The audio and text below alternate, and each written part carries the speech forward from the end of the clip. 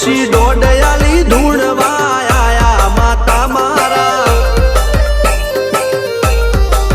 ટીના બાપુની મેરડી મળી અપ્પુ